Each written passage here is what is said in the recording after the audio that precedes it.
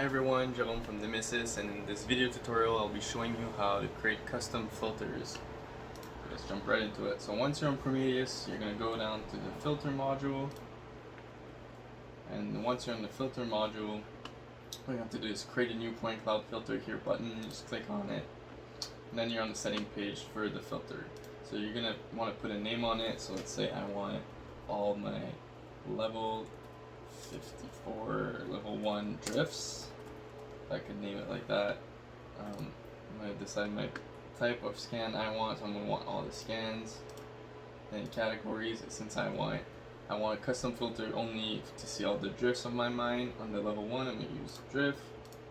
And then levels, if levels are associated to this mine, then you would have them showing up right here. And then depth, you're going to have the depths that you can decide. You can only pick one.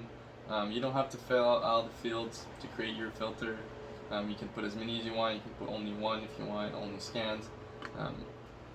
But you don't have to fill out all the fields to create a filter. Then you can decide the date. The date is the date that the scan was added to Prometheus, so the date that you put on when you uploaded the scan. So let's say I want only the scans from the month of August, so I could 08, so I put that.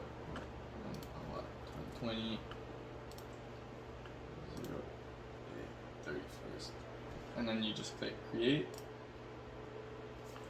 and there you go. You have all your scans with the name that you decided. So I have all my scans on there, all drifts, and then if I want to see only this custom filter, I just click here, and I view only the scans from my custom filter that I just created.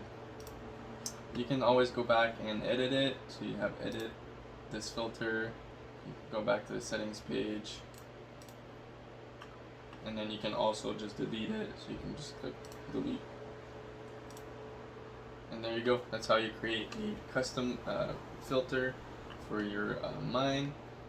So remember, if you want more details on how to use Prometheus, you can refer yourself to the user guide.